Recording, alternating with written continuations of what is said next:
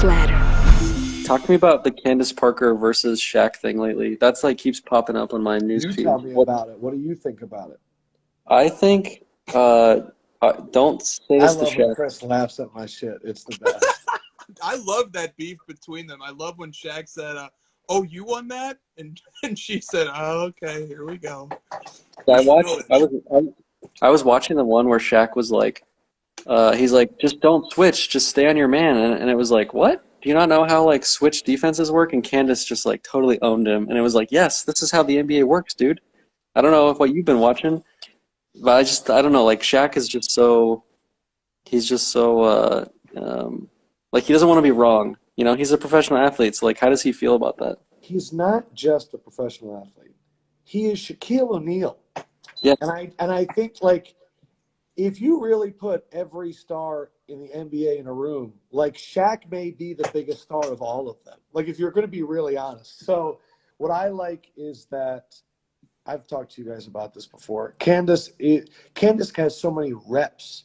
Candace is on NBA TV almost every night, and when you're on NBA TV, you're watching like Mavericks Thunder. Yeah. You're watching like Bulls Magic, and like because you have to. And so she has so many reps, and Shaq has, in his words, G14 classification, because he can say things that Candace can't. You know, like what is Russell Westbrook's legacy? Candace will look at it and Shaq will be like, he didn't win. Like he's a great player, he just didn't win. But like he can say that because he won 4. You know, like and I like that because I think there's a good brother-sister element there, which I like. You know, like Maxi Kleber, Luca. It's like one of those. Oh, now I get it. Now I get it. Yeah. You didn't answer my question. Is Shaq like a little bit annoyed about it, or is he just sort of rolling with it? The first night it happened, no one thought about it. Number one, this is what's very funny about making content like that. We are on the air until about 1:30. Okay? Yeah. Most people are not watching that live. That didn't happen in the pregame show. That happened at like 1:15. Okay? And so we've been there. They've been there since 6. I've been there since 2. And so it's 1. And what happens is it gets clipped out. And then in the morning, the right algorithm picks it up. And then everyone's like, man, how about that rivalry between Candace and Shaq? And I'm just sitting there and I'm like, oh, you mean the clip? Yeah, the clip. Yeah. But it's no, it's not bad at all. So he didn't realize. And then the second time, she hit him with "Take the surprise out your voice," and then it went viral again. And then people were like, "There's a thing happening." And then like the third or fourth time, when it kept happening, then's when Shaq in one of the commercials looks over and goes, "Hey, people like this. Keep coming at me." And I was like, I think that's Shaq. Shaq's like, if Shaq realizes that, like, oh, this is fun, like Shaq. I explained this to Wade the other night. We were hanging out, and I said it's a 4-man break. I said I dribble up, and I go, "Hey Wade," and then Wade takes it, and then he goes, "Pa pa pa pa pa pa pa," and then Shaq goes, "Oh, we're doing that," and then Shaq takes it, and he like tries to spin it on his finger, and then it's like not working, and then Candace grabs it. And she's like, you're an idiot.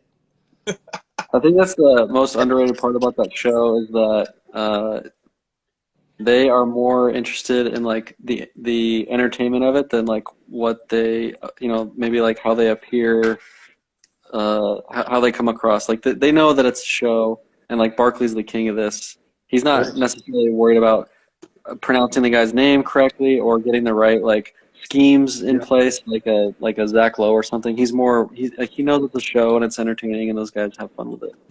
I look at it like this. Barkley said to me one time, he goes, "The sun does not compete with the moon." They're just great, and they don't try and be each other. And I think there's a lot of wisdom in guys like Charles Barkley or Yogi Berra. It's just very simple, and then it just kind of sits with you a little bit. But I think what you just realize, you go, okay, what do you do well? What Dwayne Wade does really well is he just got done playing. He knows all of these guys, and he competed with a lot of them, so he knows and he's going to hit that. Candace is a studier. Candace has watched all of this. She's still playing right now. So when you're like, she can describe what it's like and all that. And she's won a Defensive Player of the Year, MVP, championship. She's won at every single level. Her brothers were in the NBA. Like, she's basketball royalty. And Shaquille O'Neal is the guy that can call out stars because he was a star. And it's my job to Lob City. And I'm just trying to be John Stockton. Josh, I do a podcast where I have to give my opinion. And on TV, I try to not say the words I feel and I think because nobody gives a shit what I feel and what I think. And but that's okay. It's so freeing not to have an opinion. Do you know how great it is to watch a game come down to the last second and I get to look at people and go, what happened? And that's my job. Because a lot of people have to get on there and be like, they got destroyed on the offensive glass and they couldn't sustain it. And then, look, the back cuts were and it's like, they have to formulate all this. And I'm like, come on, man. Like, tell these motherfuckers what to do. Like, it's fun. Imagine everything you love about the hobby in the palm of your hand. An entire store at your fingertips. Everything you need to know about cards is within your grasp. Unlock the secrets of the hobby. Plus, so much more. You don't have to imagine anymore. It's here. Card Ladder. Get the app today.